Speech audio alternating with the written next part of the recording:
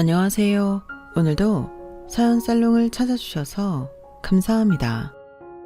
저는 평범한, 지극히 평범한 삶을 추구한 30대 후반 여성입니다. 여러분이 생각하시는 평범한 삶은 어떤 모양이신가요? 다양한 삶의 모양이 있을 것 같아요. 사람마다 생각하는 게 다르니까요. 평범이라는 가치 또한 다양하겠죠. 저는 이런 삶이 평범한 삶인 것 같아요. 조금 고리타분해 보일 수도 있지만 말이에요. 제가 생각하는 평범한 삶은 그 나이에는 누구나 겪을 만한 것들을 빠짐없이 경험한 채 성장하는 거예요. 저는 그런 생각을 아주 오래전부터 가졌어요. 그래서 지나치지 않은 사춘기를 겪었고, 사춘기가 지난 고등학생 때는 학업에 충실했죠. 그리고 제 수준에 맞는 대학교에 가서 적당히 놀며 적당히 공부했어요. 그런 뒤 과에 맞는 방향으로 취업을 했고 가장 중요한 결혼을 했죠. 저에게 결혼은 사람의 생에서 가장 중요한 이슈이고 통과 의례였어요. 저는 사람이라면 결혼은 무조건 해야 한다고 생각했죠. 그만큼 저는 결혼에 대한 환상이 있었어요. 그게 제가 생각하는 평범한 삶의 피날레였다라고 해도 무방해요. 저는 결혼을 해서 적어도 3명의 아이, 성별을 구분하지 않고 적어도 3명의 아이를 낳아 잘 기르고 싶었어요. 제가 아이를 좋아하거든요. 그리고 아이는 부부에게 있어서 필수 불가결한 존재라고 생각해요. 부부에게 아이가 없으면 완벽한 부부가 아니죠. 너무 고리타분한가요? 요새는 딩크족이라고 해서 아이를 낳지 않기로 서로 약속한 부부도 있다고는 하는데 저는 사람들마다 생각이 다르겠지만 모르겠어요. 그게 과연 이상적인 부분일까요? 아이는 부부 사이에 분명 필요하다고 생각해요. 제가 생각한 평범한 삶은 이래요. 그렇지만 참 웃기죠? 사람 일이 제 마음대로 안 돼요. 저는 결혼도 늦게, 요즘 세상에 34세 결혼하는 게 늦게는 아니지만 아이를 낳기엔 늦게 했어요. 이미 노산일 때 결혼을 했거든요. 그리고 노산이어서 그랬을까요? SNS를 보면 다른 사람들은 순풍순풍 아이를 잘 만났는데 저는 아이도 뜻대로 되지 않더군요. 그렇게 제가 생각하는 평범하고 이상적인 삶과 점점 거리가 생겼죠. 그러다 저는 이혼을 하게 되었는데요. 그 과정이 저에게 여자로서 너무 가혹하고 잔인했어요. 모든 이혼이 그렇겠지만요. 그리고 저는 이혼을 한 뒤에 충격적인 사실도 알게 되죠. 하지만 이런 이야기를 어디에도 할 수가 없었어요. 아시잖아요. 남편 이야기. 아무리 전 남편이라고 해도 그 욕을 해봤자 제 얼굴에 침 뱉기밖에 더 되나요. 그래서 아무 데에도 하소연하지 못하다가 사연살롱이라는 곳을 우연히 알게 되면서 이곳에 사연을 보내기로 결심했어요. 그럼 이제부터 제 이야기를 시작할게요. 잘 들어주세요. 저는 군인 자녀로 태어나 전국 팔도를 돌아다니며 생활했어요. 경기도, 강원도, 전라도, 경상도. 정말 안 다닌 곳이 없어요. 아, 충청도나 서울에서 생활해 본 적은 없네요. 그래도 이 정도면 전국 팔도를 돌아다녔다고 해도 무방하지 않나요? 저희 엄마가 고생이 많았죠. 저희 아빠야 본인 일을 하면서 벌어지는 일들이니 감수해야 하잖아요. 받아들일 수밖에 없잖아요. 하지만 저희 엄마는 그런 아빠와 결혼한 뒤에 다니던 직장을 그만두고 전국 팔도를 돌아다니며 일용직을 할 수밖에 없었어요. 돈이 없던 건 아니었어요. 저희 아빠가 빠른 속도로 진급을 해서 투스타까지 달고 제대하셨거든요. 저희 엄마는 지금도 일을 하고 계신데 솔직히 일하지 않아도 두 분이 충분히 먹고 사실 수 있어요. 그런데 저희 엄마가 외향형이세요. 여러분들은 외향형의 특징을 아시나요? 왜 요새 젊은이들 사이에서 MBTI가 유행하잖아요. 거기서 외향형, 내향형을 나누는데요. 외향형은 간단히 말하면 사람을 만나야만 에너지를 얻는 사람의 특성을 뜻해요. 내향형은 그 반대이고요. 저희 엄마가 외향형이에요. 저희 엄마는 움직이는 것도 좋아하고 사람들을 만나는 것도 좋아하고 새로운 사람을 만난다고 해서 주눅들지 않고요. 오히려 좋아하죠. 그러니 그 성격의 주부로서 가만히 집에서 가정의 일만 할 수 있었겠어요? 절대적으로 안 됐죠. 그리고 저희 엄마가 극강의 효율성을 추구하셨기 때문에 사람을 만나면서 허구한 날 시간을 보내는 건 원치 않았어요. 그래서 일을 하셨죠. 아주 간단한 일이라도 말이에요. 그래서 저희 엄마는 뜨개방에서 일을 돕기도 했고 마트에서 아르바이트도 했어요. 그리고 저희 엄마는 옷가게에서 일을 한 적도 있고 초등학교 앞 분식집에서도 일을 한 적도 있어요. 그 밖에도 조금씩 여러 일을 하셨어요. 뜨개방에서는 6년 정도 일을 하셨는데 일을 한 계기도 엄마다워요. 미용실에서 매일 같은 시간대에 머리를 하던 이모에게 뜨개질을 배웠는데 엄마가 곧잘 했어요. 소질이 있는 것 같았죠. 그리고 더구나 말이 잘 통해서 이모가 먼저 제안을 했어요. 손이 좀 필요한데 같이 해보지 않겠냐고요. 그래서 엄마는 재미있을 것 같아 승낙했죠. 저희 엄마의 생활은 늘 이런 식으로 흘러갔어요. 거의 대부분 엄마가 시작한 일들은 건너든 바로든 아는 사람에 의해 이루어졌죠. 그만큼 저희 엄마는 사람들을 좋아했고 새로운 환경에 대한 두려움이 없었어요. 물론 저희 엄마도 정든 도시를 떠나는 아쉬움은 있었죠. 하지만 그 적응력이 남달랐다고 할까요? 아마 저희 엄마가 지금과 같은 성격이 아니었더라면 옆에 있는 저희 아빠도 힘들었을 거고 가족 모두가 힘들었을 거예요. 어쩔 수 없이 주말 부부를 했어야 했을 수도 있고 두 분이서 다투셨을 수도 있겠죠. 그러니 얼마나 다행이에요. 반면에 엄마는 매번 이사를 갈 때마다 위축되고 소심해지는 저를 이해하지 못했어요. 저는 초등학생이 되어서 처음 이사를 경험하고 다시는 이사를 하고 싶지 않았어요. 그런데 고등학생이 되어 아빠의 전속으로 이사를 해야 했죠. 왜 자꾸 울어? 이사 가면 새로운 친구들도 생기고 좋잖아. 나는 싫어요. 거기에 더 좋은 친구들이 있다고 해도 나는 지금 여기서 제 친구들이랑 지내는 게 더 좋아요. 아빠, 다시 생각해보면 안 돼요? 제발요. 전 정말 이사 가기 싫어요.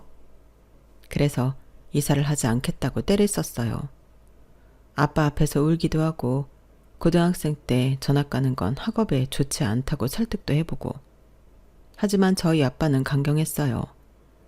그리고 저는 그때 저희 아빠의 지론을 알았죠. 안 돼. 네가 다 커서 독립을 하기 전까지 우리 가족이 뿔뿔이 흩어지는 일은 없을 거다. 그게 가족이야. 가족은 언제나 하나여야 하고 뭉쳐야만 해.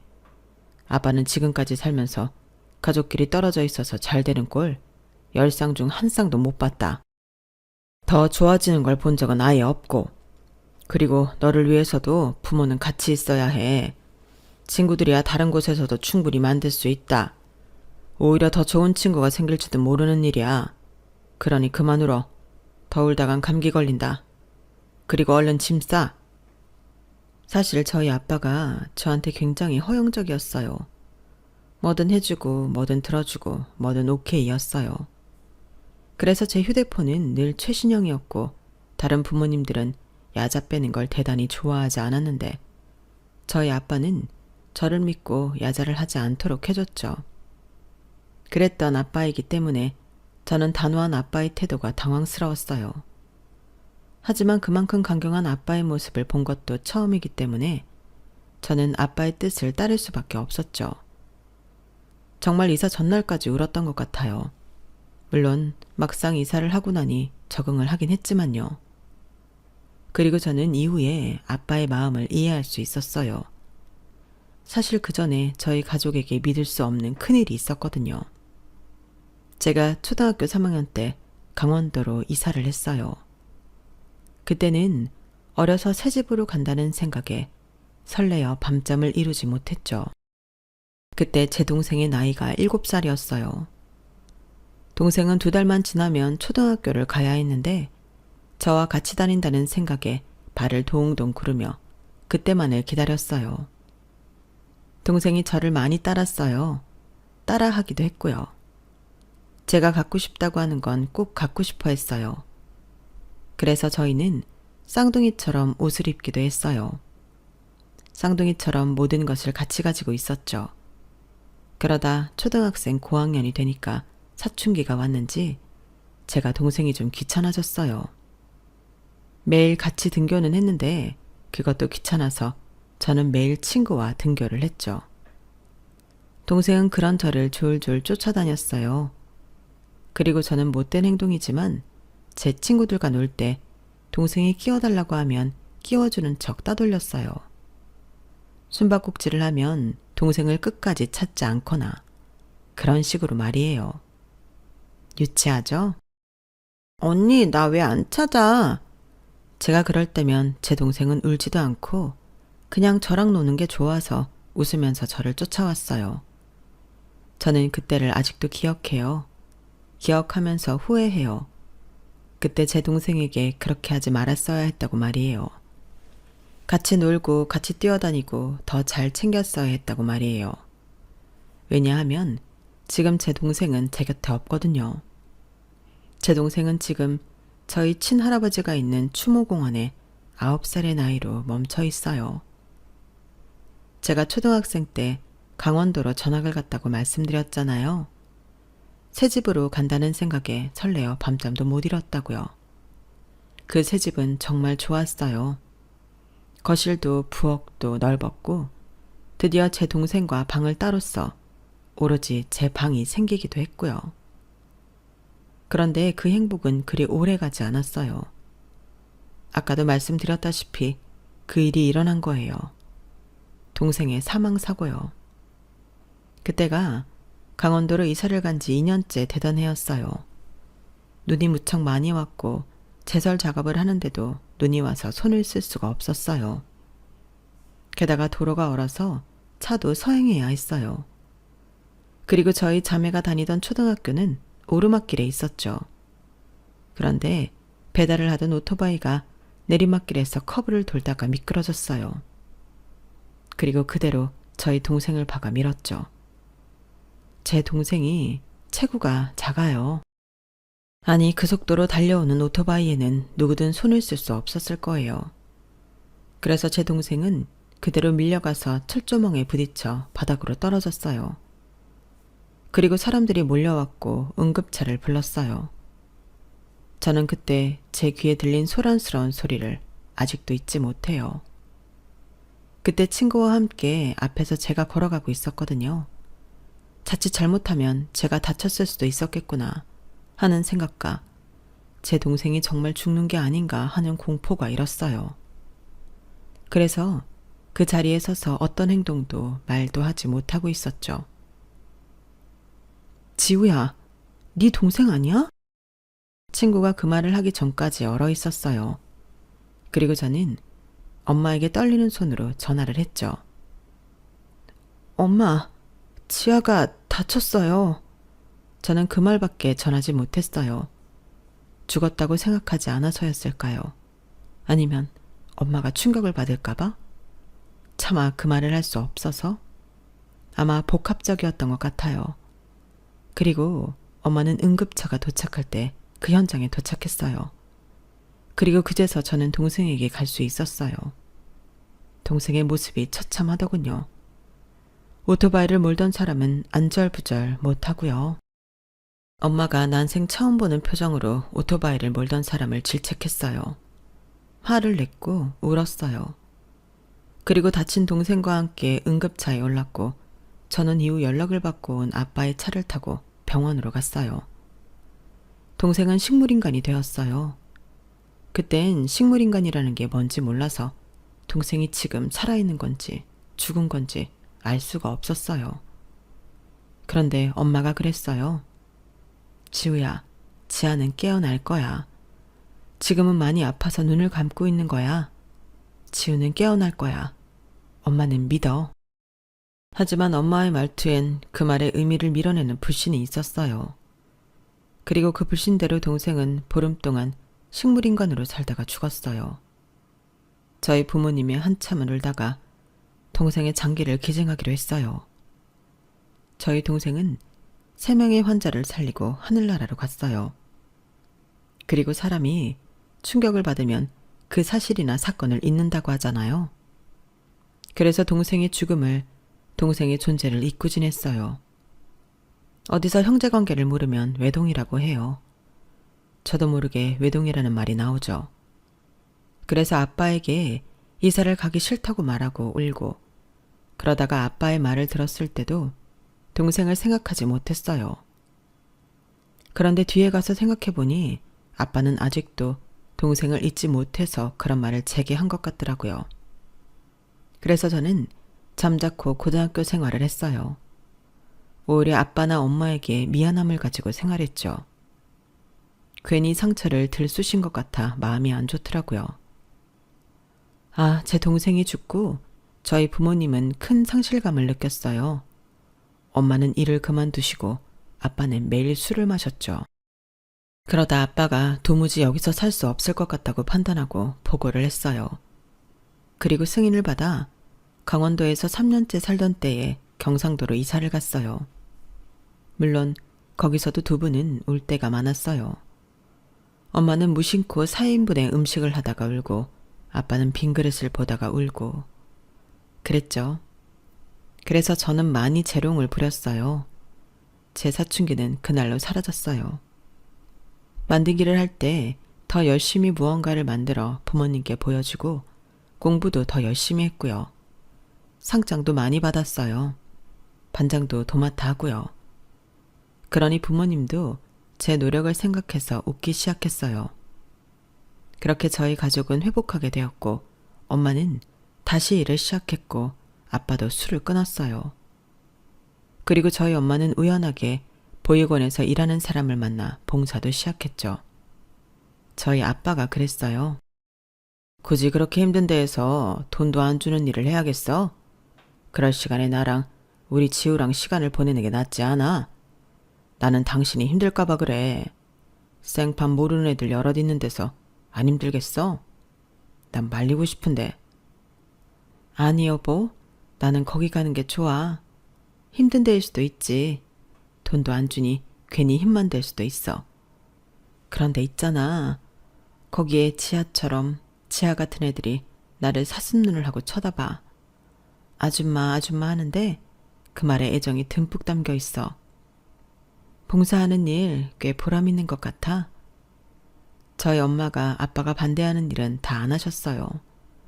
그만큼 엄마도 아빠도 서로를 믿고 신뢰했어요. 하지만 저희 엄마 그때만큼은 뜻을 굽히지 않더군요. 정말 주말마다, 아니 시간을 내서 성실하게 봉사를 했어요. 저희 엄마는 보육원 아이들을 만나는 일에 늘 진심이셨어요. 그리고 엄마의 그런 행동이 아빠를 울렸는지 어느 날부터 아빠도 보육원에 가기 시작하더라고요. 처음엔 엄마만 태워줬다가 나중엔 당신도 봉사를 하기 시작했어요. 그러면서 저도 데려가셨어요. 그때 제가 중학생 때였고 저는 제 또래 친구들과 숙제를 했죠. 저에게 보육원 친구들은 즐거운 사람들이에요. 부모가 없는데도 불구하고 맑게 자란 대단한 친구들이었죠. 처음엔 저도 보육원 친구들이라고 해서 조금 편견이 있었어요. 공부도 못하고 더럽고 도둑질을 할 것 같다는 느낌? 하지만 실제로 만나보니 그렇지 않았어요. 편견을 가진 제가 부끄러울 만큼 성실하게 공부해서 저보다 공부를 잘하는 친구도 있었고 제 물건을 탐내지 않고 해맑고 그러다 보니 함께 지내는 게 즐거웠어요. 그 친구들에게 배울 점도 많았고요. 하지만 저도 공부를 해야 하니 고등학교 2학년이 되어서는 보육원에 가지 않고 그 시간에 공부를 했죠. 그리고 저는 교대에 갔어요. 교대를 졸업하고는 2년 동안 준비해서 임용고시를 합격했어요. 그리고 한 초등학교로 발령받았죠. 초등학교 교사가 되어서 적응 기간이 끝나고 저는 엄마를 따라 다시 보육원에 봉사를 갔어요. 그때 저는 실무를 보기도 하고 행정 업무를 보기도 했어요. 그냥 아르바이트처럼요. 애들을 놀아주는 봉사에만 그치지 않았어요. 정확하게 도움이 되는 일을 시작했죠. 그리고 그때 저희 엄마가 봉사하는 보육원의 운영위원회 회장이 되었어요. 그동안 후원하신 후원금이나 물품들이 만만치 않았고 엄마의 그 열정을 높게 사서 보육원 이사장이 스카우트 하신 거예요. 그리고 만장일치로 회장이 되었어요. 그래서 엄마는 일하던 마트 아르바이트를 그만두고 보육원 일에 매진했고 그럼으로써 저는 더 자주 보육원에서 일을 도와줬어요. 그리고 보육원에서 봉사를 하는 일이 제 업무에도 큰 도움을 줬어요. 보육원에서 아이들을 보살피는 봉사를 하다 보니 아이들에 대해서 더 소중한 마음이 들었죠. 그래서 저는 소중한 아이들을 더 바른 길로 인도하고자 노력했어요. 하지만 힘든 일이 없던 건 아니에요. 요새 교권이 말이 아니잖아요. 저는 그런 전화도 받은 적이 있어요. 안녕하세요, 선생님. 저 오늘 종례 늦게 끝나나요? 저희 유미가 수학학원에 가야 하는데 저번에도 늦어서요. 오늘은 유미만 좀 일찍 보내주시죠. 그래서 제가 그럴 수 없다고 하면 반협박을 하는 학부모도 있었어요. 또 체육 시간에 다칠 수도 있으니 자기 아이는 제외시켜달라는 연락을 받은 적도 있고요. 학예회를 할 때면 꼭 자기 아이를 중앙에 넣어달라거나 다른 액세서리를 추가해달라거나 하는 연락을 받은 적도 있어요. 아주 많이요. 그리고 요새 아이들을 훈육하는 건 금기시 되어요. 전에는 무슨 일이 있었냐면요. 한 아이가 자기 반 친구들의 지갑을 연속으로 도둑질을 한 일이 있었어요. 그래서 제가 조용히 그 아이 부모에게 사실을 알리니 이러더라고요. 아, 그래요? 그래서 선생님이 저희 애 때리셨나요? 그러셨어요? 애가 뭘 알아서 도둑질을 했겠어요? 안 그래요? 지금 혼내봤자 이해도 못하고 트라우마로만 남아요. 그러니까 저희 애 그냥 집으로 보내주세요. 반성문 그런 것도 쓰게 하지 마시고요. 상황이 이렇다 보니 학교에서도 아이가 도둑질을 하든 싸움질을 하든 묵인하라는 분위기예요. 하지만 학교는 교육의 장이고 아이들의 인성을 가르치는 곳이에요. 그건 변함이 없을 줄 알았는데 변하더군요. 요새 출근하는 게 더 이상 즐겁지 않아요. 뻔히 잘못된 길로 가는 아이를 바로잡지 못하는 교사라는 거, 그거 꽤나 저에게 상처로 다가오더군요. 그래서 그런저런 마음으로 학교를 다니고 있는데 어느 날 교장 선생님께서 중매를 보고 싶다는 말을 들었어요. 저는 마음만으로 감사하다고 말씀드렸죠. 하지만 차라리 이런 학교를 떠나 취직하는 것도 나쁘지 않겠다는 생각이 들더군요. 뭐 농담이지만요. 빈말이지만요. 그런 생각이 전혀 없지는 않더라고요. 그래서 만나보기로 했어요. 그렇게 저는 남편을 만났어요.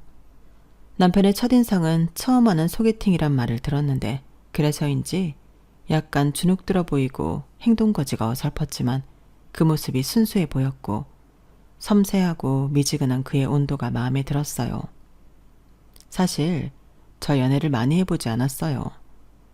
그렇게 된 이유 중 하나가 저는 뜨거운 온도의 연애는 싫더라고요. 서로를 너무 사랑하다 보니 서로를 집착하고 구속하고 매번 찾아오고 내 일상도 내 일상이라는 마인드가 힘들더라고요. 그래서 연애를 그만둔 경우가 많았는데 남편은 정말 뜨뜻미지근한 온도가 꼭 알맞게 식은 차 같았어요. 넘기기 좋은 차말이에요. 그리고 그 이상 타오를 것 같지 않고 그 온도를 유지할 것 같았어요. 그래서 남편과 연애를 시작했어요. 저희는 적당한 온도로 연애를 하면서 싸우지 않았고 무난했어요. 그리고 저는 우연히 시부모님을 만나 뵙게 되면서 남편과 결혼을 결심하게 되어요. 제가 남편을 집에 데려다주고 잠깐 정차한 사이에 시부모님을 만나 뵈었는데요.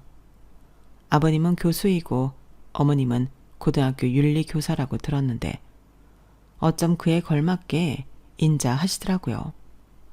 말이나 행동에서 기품이 느껴졌다고 할까요? 남편에게서 묻어나는 섬세함과 따뜻함이 시부모님으로부터 비롯되었다는 사실을 알 수 있었어요. 그리고 몇 번 식사를 했는데 제 직업을 듣고 무척 좋아하시더라고요. 같은 교육자의 길을 걷고 있다는 사실에 반가워하시기도 했고요. 더구나 크게 자랑스러워 하셨어요. 마치 본인의 일이나 본인의 딸처럼요. 그게 좋았어요. 그러면서 시부모님은 저를 존중했어요. 일종의 선을 지키면서 행동했어요. 절대 먼저 저희 부모님 이야기를 하지 않았고 제가 먼저 말씀드렸어요. 그리고 제 집이 어디인지, 혼자 사는지, 월급은 어느 정도 받고 적금은 얼마나 들었는지 그런 이야기도 하지 않았죠. 오히려 제가 먼저 말했어요. 저는 이런 직업을 가진 사람이고 부모님과 지내고 있으며 부모님의 직업은 이렇고 이런 이야기를 제가 먼저 했죠. 그리고 시부모님은 교회를 오래 다니셨어요. 그래서 믿음을 통한 다정함과 이해가 대단하셨고 인품도 뛰어나셨죠. 저는 신앙심이 없어서 믿음이라는 걸 잘 모르지만 뭐든지 감사할 줄 아신다는 게 좋아 보였어요. 그리고 결정적으로 남편과 아주버님의 관계가 이상적이라는 게 저의 결혼에 대한 결심을 가속화시켰어요. 저희 아주버님은 중학교 교사인데 수학 과목을 가르치세요. 그런데 저희 아주버님이 제 남편을 얼마나 생각하느냐면요. 남편은 일반 회사를 다니는데 입사를 하자마자 아주버님이 차를 뽑아줬어요. 출근할 때 타고 다니라면서요. 그리고 아주버님은 남편에게 차뿐만 아니라 양복까지 선물하고 자기 명품 양복도 손수 줬어요. 자기는 이제 안 입는다면서 겸손하기까지 했죠. 게다가 남편이 취업을 하게 된 건 어쩌면 아주버님 덕분이에요. 아주버님이 남편이 취업을 하기 전에 자기소개서도 봐주고 면접 연습까지 함께 했거든요. 어쩌면 남편의 인생에서 아주버님은 없어서는 안 될 존재, 은인인 거예요. 저는 그렇게까지 생각이 들더라고요. 그리고 아주버님은 저한테도 잘했어요. 저희가 데이트를 할 때면 늘 커피 쿠폰을 주고 우연히 식당에서 만나면 결제하고 가거나 뮤지컬 티켓을 얻었다며 주는 경우도 있었죠. 그래서 전 난생 처음으로 뮤지컬을 보기도 했어요. 그리고 아주버님과 함께 데이트를 할 때도 있었어요. 같은 직종의 사람이라 그런지 대하기도 이야기하기도 편하더라고요. 그래서 전 결혼을 결심했고 남편과 차근차근 결혼 준비를 했어요. 그런데 제 결혼 생활은 그리 행복하진 않았어요. 너무 흔한 말이지만 남편이 결혼 후에 많이 변했거든요. 남편은 제게 별다른 관심이 없어 보였어요. 제가 뭘 물어봐도 시큰둥, 제가 뭘 이야기해도 시큰둥, 뭘 같이 하자고 해도 시큰둥 했어요. 그리고 그런 말을 많이 했어요. 너랑은 이야기가 안 통해. 꼭 우리 집 인간들이랑 이야기하는 기분이야. 저는 그 말이 대체 무슨 뜻인지 알 수가 없었어요. 자기 가족에게 우리 집 인간이라뇨. 반면에 저는 시댁 식구들하고는 무척 잘 지냈거든요. 함께 교단에서 강의를 하고 학교에서 일을 한다는 것에 대한 동질감도 있었고 관심사도 같았고요. 가르치는 학생들의 연령대는 천차만별이었지만 그래서 차이라는 게 없을 수 없었지만 가르침에 대한 철학이나 교육에 대한 믿음이 있어서 쉽게 친해질 수 있었어요. 그래서 자주 식사를 하고 커피도 마시고 저는 꼭 친밀한 동료를 만난 기분이 들었어요. 그리고 어느 날 생각을 해보니 교육계에 종사하지 않은 남편이 소외될 수 있겠다는 생각이 들더라고요. 여보, 혹시 우리가 애들 이야기하고 교육 이야기해서 좀 서운해? 아니, 생각해보니까 우리가 너무 배려하지 않은 것 같아서 미안해. 뭐가 미안해? 그렇게 신나게 떠들어 놓고서. 나는 그 자리에 있을 때마다 내가 왜 굳이 여기에 와서 시간을 버리고 있나 이런 생각이 들어. 소외감? 그렇게 말하면 내가 너무 속 좁아 보이지 않아? 그냥 나는 그 시간에 미친 듯이 지루한 것뿐이야.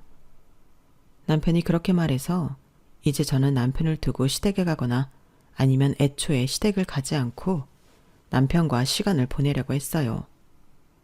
하지만 뭐 이미 서운한 마음이 쉽게 풀리지 않았죠. 그러다 이런 일이 있었어요. 그날 제 차가 문제가 생겨 남편이 출퇴근을 해주겠다고 했는데 남편이 야근 때문에 저희 학교로 못 온 거예요. 그래서 제가 혹시 몰라 아주버님이 근처 중학교를 다녀서 연락을 해보니 퇴근 중이라고 근처라고 저를 데리러 왔어요. 정말 근처라고 금방 오더라고요. 그래서 저는 아주버님의 차를 타고 퇴근을 했죠. 그런데 그 사실을 안 남편이 무지하게 화를 내더라고요. 처음엔 자기 형 귀찮게 해서 그런 줄 알았어요. 그런데 한날 시댁에서 새우를 쪄먹었거든요. 그때 제가 새우를 까면서 남편과 아주버님도 까줬어요. 근데 남편이 집에 와서 말하더라고요. 대체 그 오지랖은 어디까지 부릴 건데? 먹을 거면 네 것만 먹으면 되지. 꼭 그렇게 착한 척을 해야겠어? 그래야 속이 시원해? 아니, 그럴 거면 나랑 왜 사니? 그냥 형이랑 살지 그래. 둘이 우순도순 알콩달콩. 그게 대체 무슨 소리야? 아니, 당신 대체 무슨 상상을 하는 거야? 이미 내가 손이 더러워졌으니까 당신도 아주버님도 까드린 거잖아. 근데 무슨 오순도순 살아? 내가 당신 가족한테 잘하는 게 그렇게 이상해? 그게 내가 이런 말 들을 상황이냐고. 제가 그러자 남편이 문을 쾅 닫고 들어갔어요. 그리고 저는 그 뒤에 남편의 마음을 알 수 있었죠. 제가 시부모님을 존경한다고 할까요? 참 바른 분들이라는 생각에 함께 교회를 갈 때가 있어요. 그때 신자들이 기도문을 외우잖아요. 그것도 공부라고 잘하고 싶더라고요. 그래서 저녁을 먹고 외우는데 남편은 기도문을 안 외우더라고요. 그런데 교회에 가면 남편은 꼭 고개를 숙이고 가만히만 있거든요. 외우지를 않아요. 당신은 기도문 안 해요? 매일 가만히 있는 거 보면 모르는 것 같은데 나랑 같이 외우자. 생각보다 재미있어. 야, 내가 쳐다보기도 싫은 기도문 따위를 왜 외워야 하는데? 내가 그렇게 시간이 많은 줄 알아? 그 시간에 게임 한 판을 더 하겠다. 그리고 너나 머리 나쁘다고 비꼬는 거지. 우리 엄마처럼. 진짜 내가 왜 너 같은 애를 마누라로 둬서 꼭 우리 엄마랑 사는 것 같잖아. 그 말을 듣는데 느낌이 오더라고요. 왜 몰랐지? 답이 이렇게 눈앞에 있는데 말이에요. 사실 남편은 매 순간 아주버님이랑 비교를 당했던 거예요. 시아버지가 교수, 시어머니가 윤리교사, 아주버님이 수학교사, 남편만 일반 회사원. 답이 나오잖아요. 남편은 정말 엉덩이 힘으로 공부했지만 머리가 따라주지 않았어요. 그래서 놀면서 공부하는 형은 전교권이지만 자기는 늘 전교에서 30등에서 40등을 왔다 갔다. 그저 그랬죠. 그리고 아주버님은 사범대학을 졸업해 4학년 때 임용고시를 합격했어요. 그리고 남편은 경영학과를 졸업해 3년 만에 취업에 성공했죠. 그것도 대기업은 아니고요. 그리고 남편은 아주버님의 선물이 고맙지 않았어요. 오히려 더 패배감을 들게 했죠. 소개팅에서 보았던 남편의 위축되고 어설픈 모습이 주마등처럼 스쳐갔어요. 그리고 시댁에는 아주버님의 역사가 많죠. 아니, 집안 곳곳에 교육 종사자의 자부심이 드러나요. 시아버지, 시어머니, 아주버님의 학위증이나 교원 자격증이 전시되어 있고요.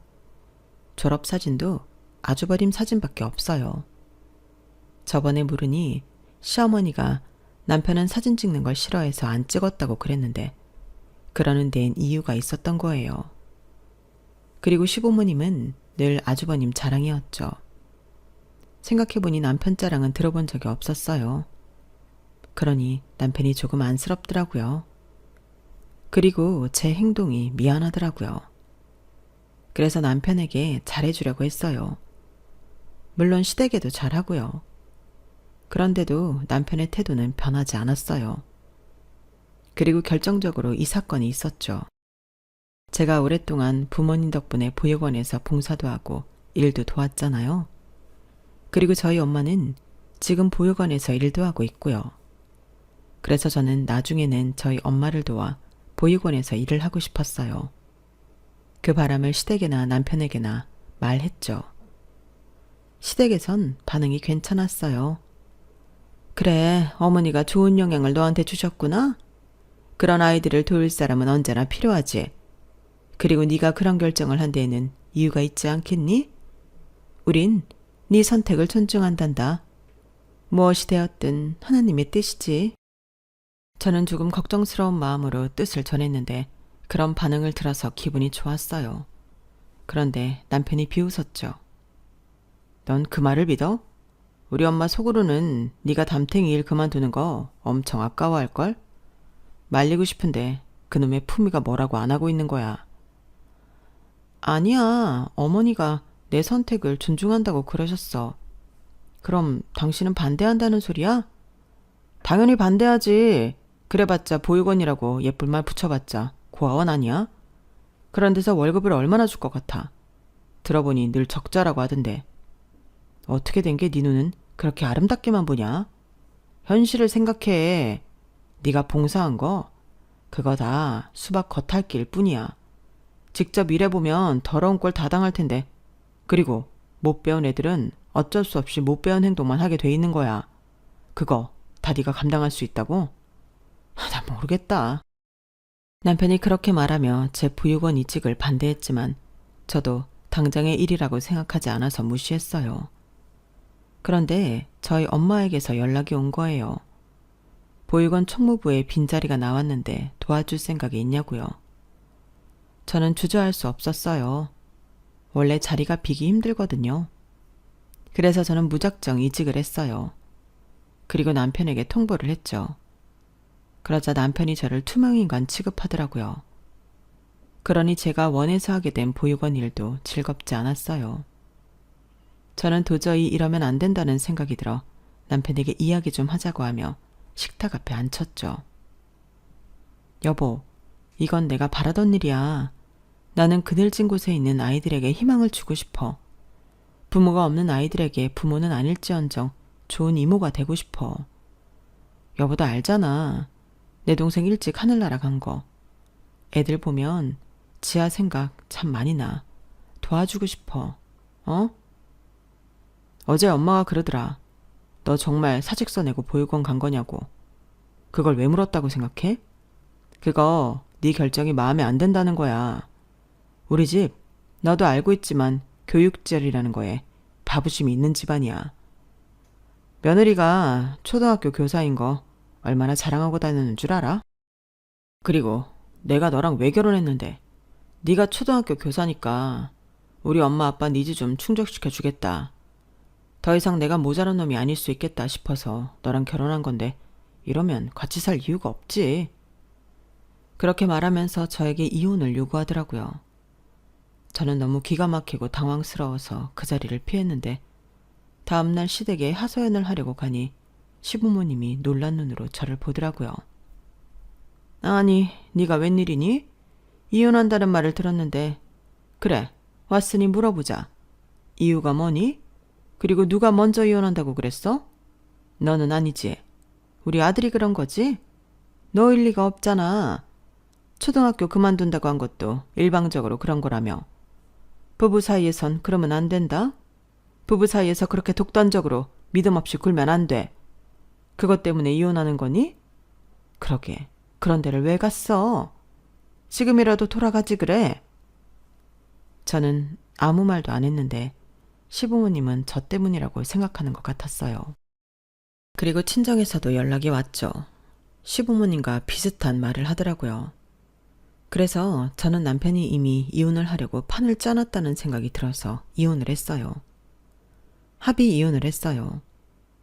그런데 얼마 지나지 않아서 제 몸이 이상한 거예요. 보니까 임신을 했더라고요.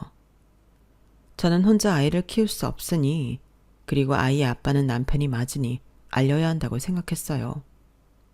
양육비고 뭐고 그냥 알리는 게 맞다고 생각했죠. 그래서 남편에게 말했어요. 나 임신했어. 병원 가보니 3개월 넘었대. 그날 맞지? 대체 무슨 헛소리야. 고아원에서 일하더니 돈이 궁해? 그래서 별 방법을 다 써보는 거야? 아니, 내가 고자인데 어떻게 임신을 해? 그것도 몰랐어? 아무리 노력해고 그래도 애가 안 생기면 의심을 해야지. 너 대체 무슨 짓을 하고 돌아다니는 거야? 이 방법이 나한테 통할 거라고 생각해?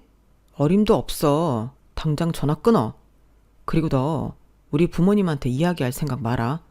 그거 너 쪽팔린 짓이야. 알아? 그러는데 눈물이 앞을 가리더라고요. 전 하늘에 대고 결백했어요. 그런 짓은 하지도 않았어요. 그리고 저는 7개월 뒤에 아이를 낳았어요. 지을 수 있는 시기도 지났는데 저는 그것보다도 이미 아이는 낳기로 결심한 상태라 7개월을 버텼죠. 남자아이였어요. 그리고 가족법상 인지 절차를 진행했어요. 인지의 허가 청구를 위해서 혈액형과 유전자 검사가 필요하더라고요. 그래서 절차대로 진행했고 아이는 남편과 같은 B형이 나왔어요. 유전자 결과도 동일했고요. 아니, 난 절대 믿을 수 없는데 나 무정자증이라고 몇 번을 얘기해. 네가 불임이었어 봐. 물어보는 것 자체가, 대화하는 것 자체가 상처 아니겠어? 왜 이렇게 남의 상처를 마음대로 들쑤시는 거야? 내 아이 아니야. 그럴 수가 없어. 그러면서 남편은 기가 막힌 소리를 하더군요. 너 설마 그 아이 우리 형 아이 아니야? 아주 둘이 쿵짝이 잘 맞던데 어디 한번 형이랑이라도 검사해보지 그래? 그 말을 시댁 식구, 친정 식구가 다 있는 데에서 말하더라고요. 모두 벙졌고 저와 아주버님은 부인했어요. 그런데도 남편의 의심은 그치질 않았고 결국 아주버님과도 유전자 검사를 했는데 다행히 불일치가 나왔어요. 그리고 마지막으로 남편 검사를 했어요. 참나, 나는 아니라니까. 대체 뭘 바라고 이렇게 사람을 귀찮게 하는 거야? 남편은 당당하게 검사를 받았어요. 그런데 무정자증이라는 건 오진이더군요. 남편은 건강한 정자가 있는 남성이었고 이제껏 임신이 안 되었던 건 우연이었어요. 아니야, 그럴 리가 없어. 내가 유미랑 애가 져서 결혼하려고 그렇게 노력했을 때도 안 생겼고 이 여자랑도 안 생겼는데 어떻게 내가 무정자증이 아니야? 내가 분명 그때 6년 전 그때 무정자증 진단 받았다고. 그래서 유미도 날 떠난 건데 어떻게 오진이야? 유미라니 처음 듣는 이름이었어요.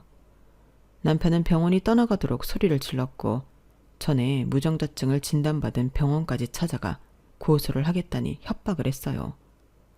결국 경찰이 남편을 잡아가서 시댁에서 데리고 왔다네요. 그리고 아주버님이 저를 찾아왔어요. 정혁이 말대로 6년 전에 유미라는 여자가 있었어요. 그 여자랑 정혁이가 3년을 넘게 만났는데 그 여자가 직업이 없었어요. 아르바이트만 몇 년을 한 거야. 그러니 누가 찬성을 해요? 그래서 애들이 수를 쓴 거지. 애를 가지면 결혼을 시킬 거 아니에요. 그러니까 결혼보다 먼저 임신 준비를 한 거야. 그런데 몇 달 동안 애가 안 생기더래. 그것도 승질이 급해서 바로 병원에 가서 검사를 하니 여자는 이상이 없는데 자기는 무정자증이라는 진단을 받은 거야. 그리고 유미라는 여자는 떠났어. 그때 정혁이가 받은 진단이 폐쇄성 무정자증이었거든. 그게 성병이나 요로감염 때문에 발생한다는 이야기를 듣고 여자가 오해를 한 거야. 더러운 오해를 말이야. 그래서 정혁이가 좀 힘들었겠어? 도로에 뛰어들려고도 했어. 아무튼 그랬는데 오진이라니 마음이 놓이면서도 좀 그러네. 미안해요. 그리고 아주버님은 연신 미안하다는 말을 반복했어요. 너무 미안합니다. 이런 일을 겪게 해서. 우리 동생 원래는 그런 애가 아니었는데 부모님이 자꾸 비교를 하니까 그냥 정혁이 그대로 받아주면 되는 일인데 자꾸 이야기가 산으로 가죠. 계속 미안하다고 하실 필요 없어요. 전 그냥 우리 애 호적에만 올릴 수 있으면 그걸로 되어요. 친권이랑 양육권은 어차피 정혁 씨가 관심 없으니까 걱정 안 하고요. 그럼요. 친권이랑 양육권은 지우 씨 편으로 될 겁니다. 만에 하나 정혁이 이놈이 생각머리 바뀌어도 저희가 알아서 할게요. 호적도 당연히 올라갈 겁니다. 소송 그런 거 안 할 겁니다. 그리고 아이 키우는데 저희 집에서 최선을 다해 도울게요. 이혼은 했지만 저희 핏줄 아닙니까? 양육비로든 뭐든 책임지겠습니다. 그러면서 아주버님은 이 모든 이야기는 시부모님과 합의를 본 것이라고 말했어요. 합의를 한 이야기라니 마음이 놓이더군요. 그리고 제 월급으로 아이를 키우기 벅찬 것도 사실이라 양육비를 준다는 말에 안심했어요. 저도 사람인지라 그런 말을 기대했나 봐요. 그렇게 저는 월 500만 원의 양육비를 받게 되었어요. 누구의 지분이 몇 프로인지는 확인할 수 없지만 매달 정확한 시점에 15일에 그 돈이 들어와요. 그리고 시부모님에 의해 남편은 저에게 사과를 했어요. 너한테 함부로 말한 거 미안하다. 아이의 아빠가 내가 아니라고 단정 지은 것도 미안하게 생각해. 그렇지만 나는 정말 의사 진단을 믿어서 그런 거야. 그게 전부야? 나한테 미안한 게 그게 전부니? 아니, 널 이용한 거란 말도 미안해. 솔직히 그런 마음이 없진 않았지만 네가 초등학교 교사라는 말을 듣고 소개팅에 임한 거지만 오로지 그랬던 건 아니야. 넌 좋은 사람이고 좋은 와이프였어. 내 자격지심에 그랬던 거야. 미안해. 그렇게 그날을 끝으로 남편과는 완벽히 헤어졌어요. 저는 남편의 솔직한 말과 사과에 마음이 조금 너그러워졌죠. 솔직히 머리를 받고 미안하다는 말만 했다면 사과를 받아주지 않았을 거예요. 남편은 솔직했어요. 그래서 받아주었죠. 그리고 시부모님이 왔어요. 어떻게 다시 결혼할 수 없겠니? 어차피 니네 이혼한 거 내 주변 사람 아무도 모른다. 말 안 하길 잘했지. 교육자 집안이잖아요. 그리고 기독교 집안이잖아요. 기독교에서는 하느님이 짝지어준 두 사람이 나누지 못한다는 말이 있다던데요. 그러니 아들의 이혼이 창피스럽겠죠. 하지만 저는 이미 시부모님이 어떤 사람인 줄 알았어요. 아들을 차별하고 앞에서는 착한 척, 뒤에서는 호박씨를 까며. 그래서 제가 보육원에서 일하는 것도 앞뒤 다르게 생각하고 행동하는 위선자라는 걸요. 아무리 그러셔도 저 보육원에서 계속 일할 거고 초등학교로 안 돌아갈 거예요. 그래도 제가 필요하세요? 부부의 일이라고 독단적으로 굴면 안 된다고 하셨지만 사실은 제가 보육원에서 일하는 거 더럽다고 생각하잖아요. 그거 저도 다 알아요. 아니, 당연히 그렇지. 직업에는 귀천이 있는 거다. 그래서 어떤 직업은 존경받고, 우리처럼 교단에 서 있는 직업이 칭송받는 이유는 어떤 직업은 비천하다고 생각하기 때문이야. 그게 세상의 이치지. 그게 뭐? 나도 내 며느리가 귀한 데서 일하는 게 좋다. 그제서 본성을 드러내더라고요. 하나님이 그걸 가르치진 않나 봐요. 누구나 당연한 건 없어요. 부모도 형제도 그 어떤 것도 당연한 건 없죠. 그 아이들은 단지 빼앗겼을 뿐이에요. 그 아이들의 의지가 아니라 나쁜 어른들이 그랬죠. 그런 아이들이 뭐가 나쁘죠? 뭐가 더럽죠? 안타까운 사람에게 손 내미는 게 그댁 종교 아닌가요? 하나님이 그랬다면서요. 적도 사랑하라고. 그 아이들은 적도 아닌데 그것보다 선한 사람들인데 왜 그렇게 생각하죠? 전 실망했어요. 다시 돌아가지 않아요. 그리고 저는 다시 보육원으로 돌아왔어요. 그렇게 시댁과도 완전히 헤어졌어요. 그럼에도 배우신 분들이어서 매달 500만 원은 챙겨주더군요. 혹시 몰라서 아이가 성인이 될 때까지 입금한다는 서약서까지 받아냈는데 효력을 발휘하는 일은 없길 바라고 있어요. 보육원에서 여러 사람들의 도움으로 아이를 키우고 있어요. 가끔 초등학생 친구들도 아이를 봐주는데 고사리 같은 손으로 아이를 돌보더라고요. 그런 모습들이 참 예뻐요. 그런 모습을 보며 저는 오늘도 보육원 아이들과 함께 이 아이를 키워내고 지켜낼 거라고 다짐해요. 모두 바르게 성장할 수 있도록 자립적인 어른이 되도록 애쓸 거라고요. 여기까지가 제 사연입니다.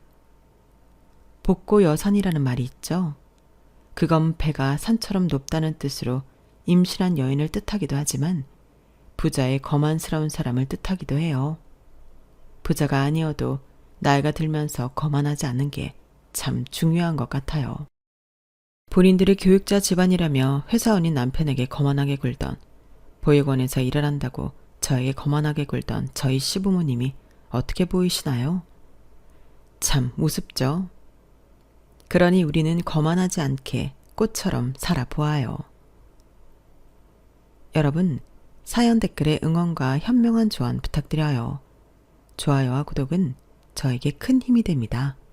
오늘도 좋은 일 가득하세요.